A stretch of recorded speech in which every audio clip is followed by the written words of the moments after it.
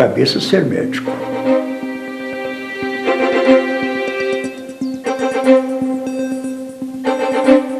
Infelizmente, na adolescência, um caso que dominou a atenção de Belo Horizonte durante 2 anos, o famoso caso Macharré, eu ouvi uma defesa de Evandro Lins e Silva.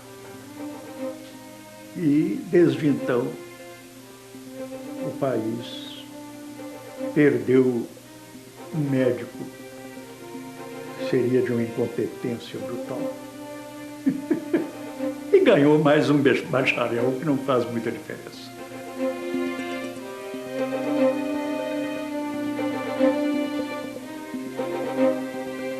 Eu vivi na juventude uma época que tínhamos um certo tédio de discutir democracia,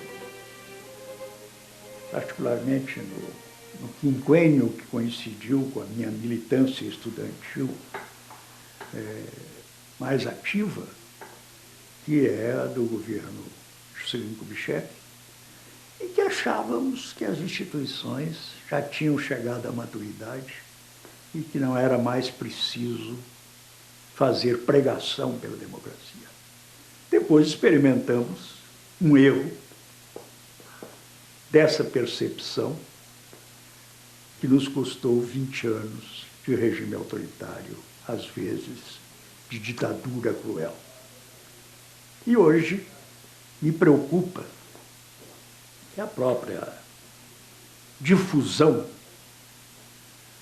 do processo político, da confiabilidade das instituições, leve algumas vezes a uma descrença nas instituições democráticas. E isso é preciso reagir, e só há uma forma de reagir.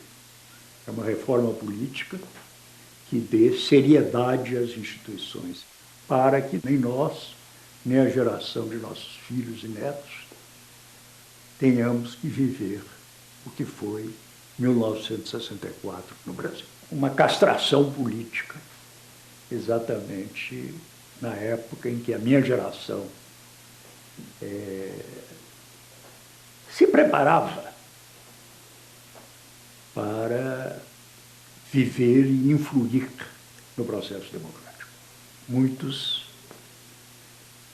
sofreram a violência física e algumas centenas até a morte nestes 20 anos de autoritarismo.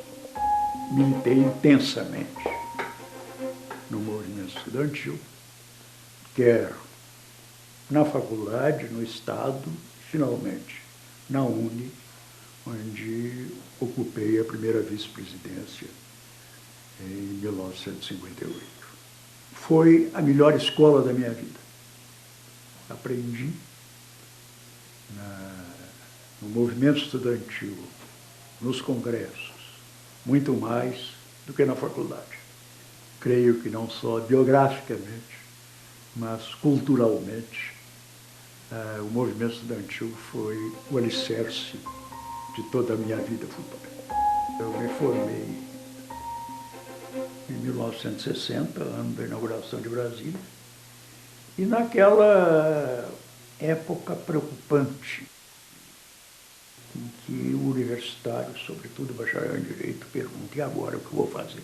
Eu e um grande amigo meu, Modesto Justino de Oliveira, numa noite de puxar angústia, resolvemos. E nos mandamos para Brasília. A advocacia dos primeiros tempos, engraçada e emocionante, na Brasília poeirenta de então, não durou muito, porque em 62 me deixei contaminar pelo entusiasmo da criação da Universidade de Brasília. E fui do primeiro grupo de instrutores. Fiz concurso para o Ministério Público do Distrito Federal, continuando na Universidade de Brasília até finais de 65, quando fui demitido na grande crise vivida pela universidade, porque fomos 15 professores demitidos, e em solidariedade, 210 dos 230 pediram demissão. Mas mantinha o vínculo com o Ministério Público, 2 anos cedido ao Supremo Tribunal, cassado também do Ministério Público, ainda em 69. Advoguei intensamente até 1985, quando Dr. Tancredo Neves, CIA do escritório, me chama para a Procuradoria-Geral da República. Servi, então, no governo, que não foi de Tancredo, mas de Zé Sarney, até 89, quando nomeado ministro do Supremo Tribunal. E a Justiça Eleitoral foi uma invenção tipicamente brasileira e uma instituição que deu certo. Criada como compromisso da Aliança Liberal, logo após a Revolução de 30, Código Eleitoral de 1932, e já presidindo as eleições de 33 e 34, a Justiça Eleitoral era então a experiência audaciosa, a de entregar ao Poder Judiciário não apenas a solução de controvérsias surgidas durante o pleito e durante as campanhas eleitorais, mas entregar-lhe a própria administração das eleições. Com este ou aquele sinal, que é uma instituição humana, o certo é que o êxito da Justiça Eleitoral, nestes mais de meio século de existência, é absoluto. É difícil pensar, nessa altura, que seria de retrocesso se voltássemos à República Velha e entregar às próprias instituições, aos poderes políticos, a organização das eleições. Na minha primeira gestão como presidente, e graças ao meu diretor-geral, saudoso amigo Alisson Darovitch Mitro, conseguimos estabelecer a base que permitiu pensar no voto eletrônico, que foi uma rede nacional da Justiça Eleitoral que permitia transmitir a alguns centros regionais as apurações de cada seção, de cada município, tanto que, ainda antes da urna eletrônica, mas dado o trabalho da rede, a eleição presidencial de 1994, já às 10, 11 horas da noite, nos permitia anunciar o candidato eleito que tinha alcançado a maioria absoluta. Para os que vivemos a urna eletrônica, perdendo um pouco da graça e da emoção das apurações, porque o candidato já chega em casa derrotado, sem poder mandar esperar pela sua zona que viria em seguida e o tornaria vitorioso. Entre uma e outra eleição que me coube presidir, tinha havido a grande revolução que foi o voto eletrônico.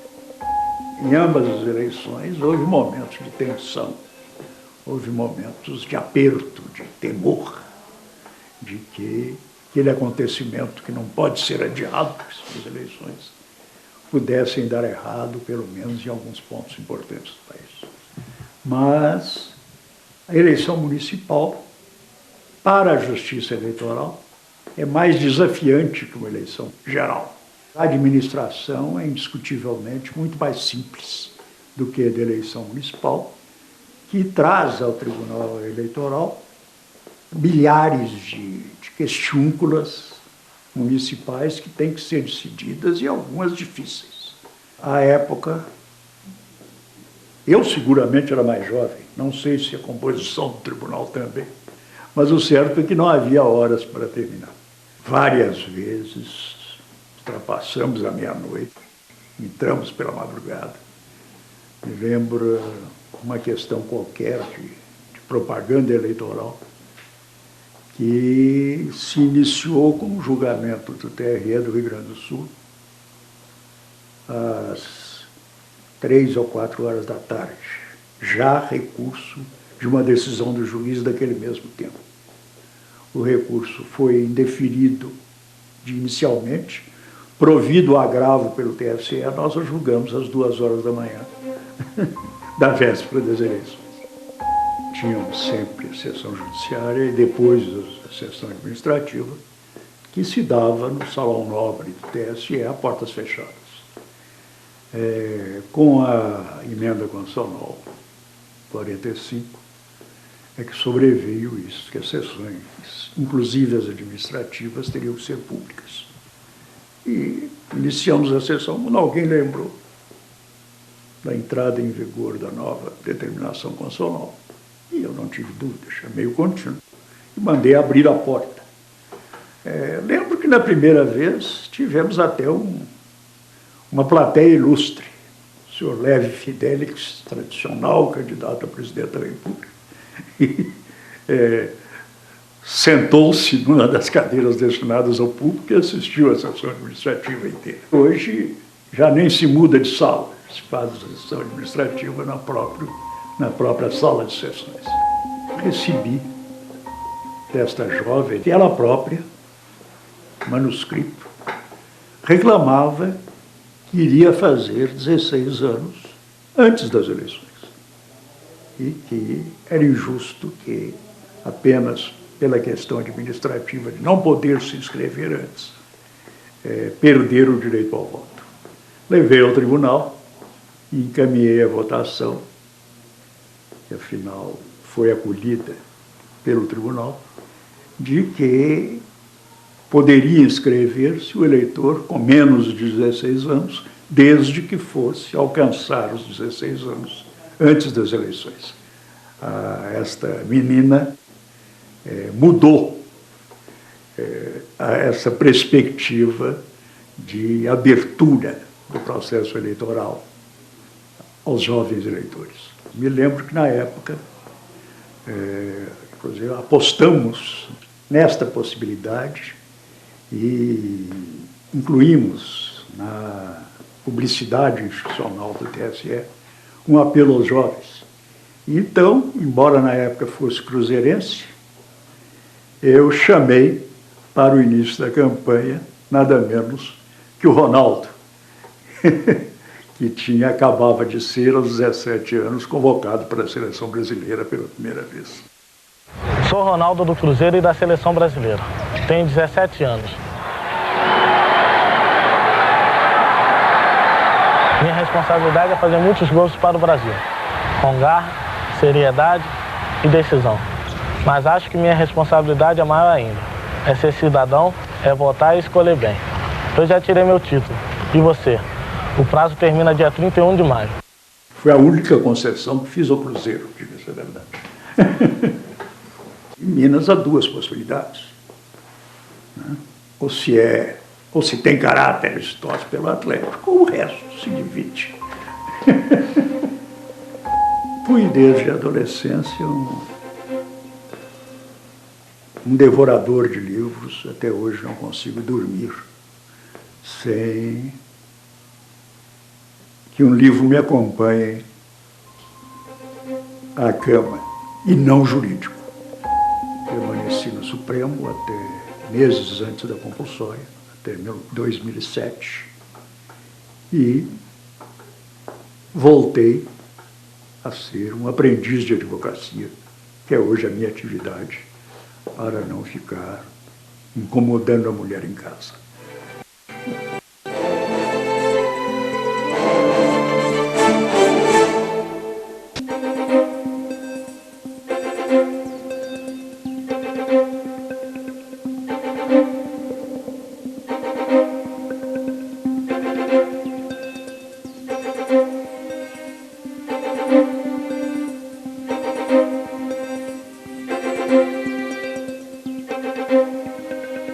A primeira passagem nos pertence pela Justiça Eleitoral.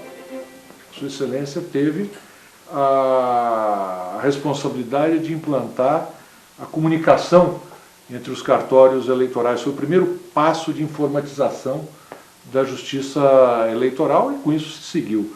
E depois, na sua segunda passagem, foi a consolidação do ápice do processo eleitoral, que é a nossa urna eletrônica absolutamente segura, com a experiência de levar a outros países essa, não vou dizer invenção, mas esse aparelho magnífico que é uma criação da justiça eleitoral brasileira. Da minha passagem pela vida pública, a justiça eleitoral me marcou profundamente. Os 4 anos de procurador-geral, coincidindo com a abertura, não só do regime, mas particularmente do leque partidário, com a criação dos partidos até exageradamente, e depois, por 2 vezes, na presidência do TSE. É uma experiência extremamente marcante, até porque um juiz ou um profissional do direito é posto à frente do que é hoje uma máquina administrativa significativa. Quem não participou internamente da justiça eleitoral não faz ideia do que é a organização de uma eleição, a multiplicidade e a variedade dos problemas enfrentados.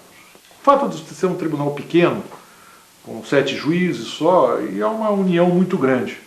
Eu acho que realçar a participação de Pertence como capitão desse time, mais do que presidente, ele era o capitão do time. Impunha praticamente a todos nós uma conversa constante, uma troca de opiniões, porque Pertence sempre defendeu isso na vida, ninguém faz nada sozinho. O que faz é a união. E falava agora da questão de como é que a eleição dá certo, né? Uhum. Eu acho que é só se racionalizar, ela não acontece. A eleição dá certo porque tem um corpo de funcionários da Justiça Eleitoral que é magnífico. E essa turma veste a camisa, trabalha, vara à noite. E os imprevistos? Sim, todos aqueles. Eu lembro, na eleição de 94, 2 problemas que me levaram até a madrugada. O primeiro é que, ainda com o material pré-urna eletrônica, e que seria levado por um barco a Cruzeiro do Sul, o ponto cardeal a oeste do mapa do Brasil, e por isso seria coberto pelas grandes redes de televisão. E me chega a notícia que, por essa ou aquela razão, o barco não chegaria a tempo. Então, isto seria, para a mídia, particularmente para a televisão, o fato mais importante. Não houve eleição em Cruzeiro do Sul, porque a urna não chegou. A única hipótese era de um helicóptero.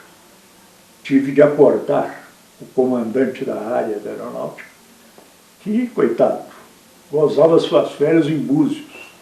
Foi acordado e às 2 horas deu as ordens necessárias para que o único helicóptero disponível pescasse o material do barco e levasse a Cruzeiro do Sul.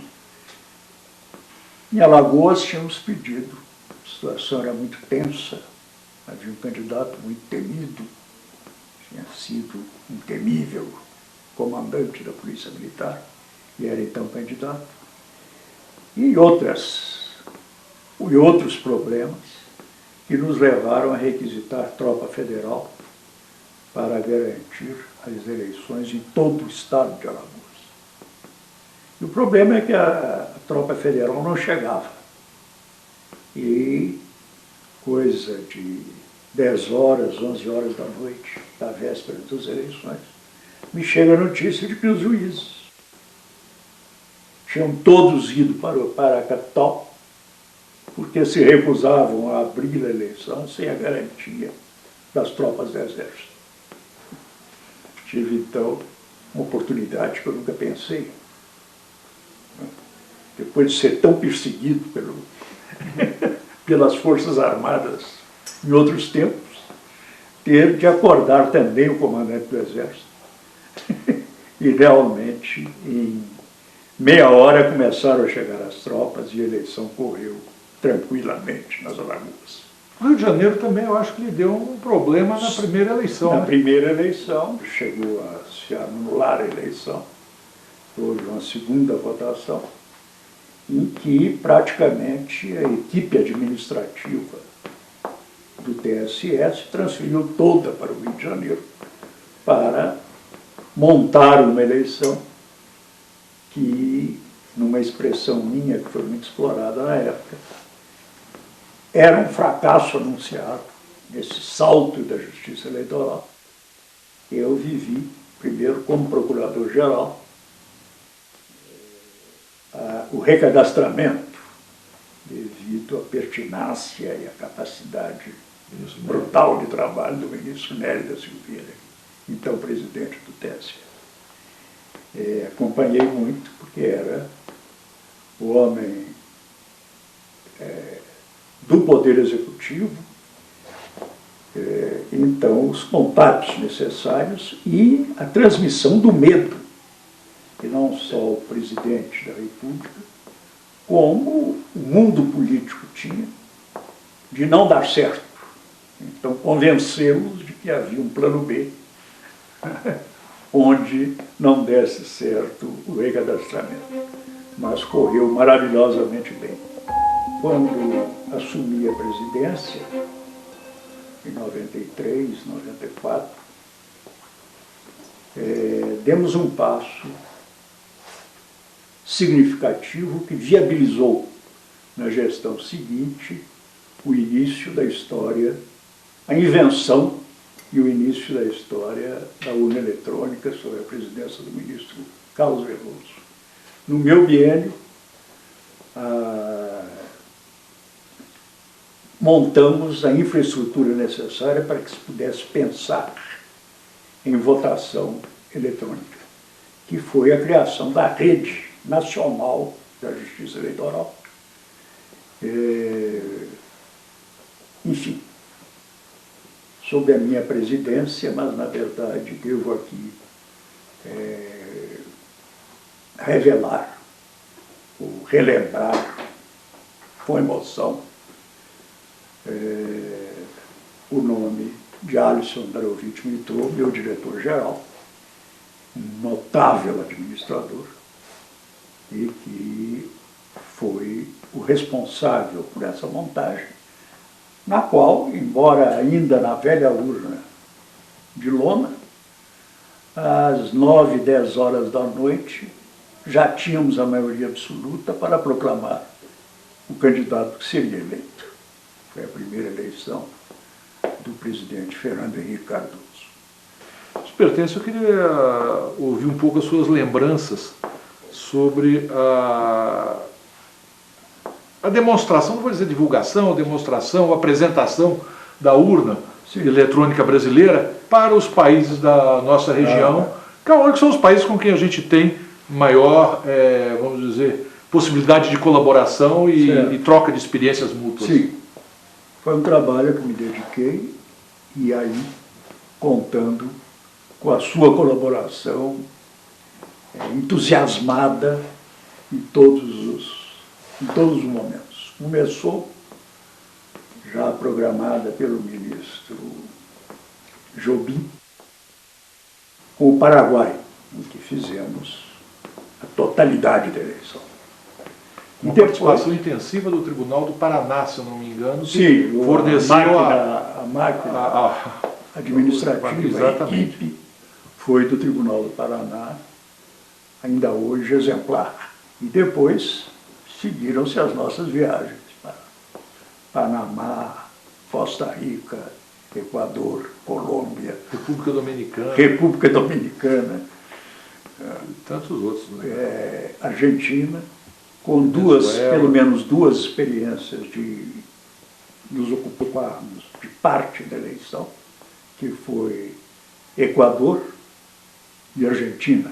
É verdade. Uma das províncias. E no México nós fizemos uma votação paralela, se eu não me engano, Sim, uma experiência uma experiência paralela, que inclusive servia para referendar o resultado da urna tradicional. Exato. Onde fomos, o entusiasmo pela urna eletrônica, sobretudo pela simplicidade da urna eletrônica, era excepcional. Eu lembro que o presidente da República do México, com quem tínhamos uma audiência de 15 minutos, nos prendeu por mais de uma hora, entusiasmado de fazer testes, demonstrações, chamava pessoas para mostrar. Agora, nosso atrevimento na época também era grande, né? Porque nós vimos, não me lembro bem em que país, mas estávamos reunidos no Congresso fazendo palestra em portunhol, né? Ah, sim. Apresentando as nossas urnas, o nosso sistema, sim, em portunhol. Em portunhol. Um pouco de atrevimento. Foi um belo aprendizado. Portunhol fizemos em cerca de 10 países. É talvez o período mais emocionante da vida de um ministro do Supremo Tribunal. Sair do Supremo com toda a rigidez necessária a um típico tribunal de cúpula e partir para essa experiência da administração de um evento que, ao contrário do carnaval, dos campeonatos, etc., não pode dar errado. A eleição há de ser feita naquele dia, que não admite adiamentos, não admite problemas de última hora, eles devem estar resolvidos, ou a tragédia estará instaurada no país. É verdade. E com os holofotes todos ligados. E todos.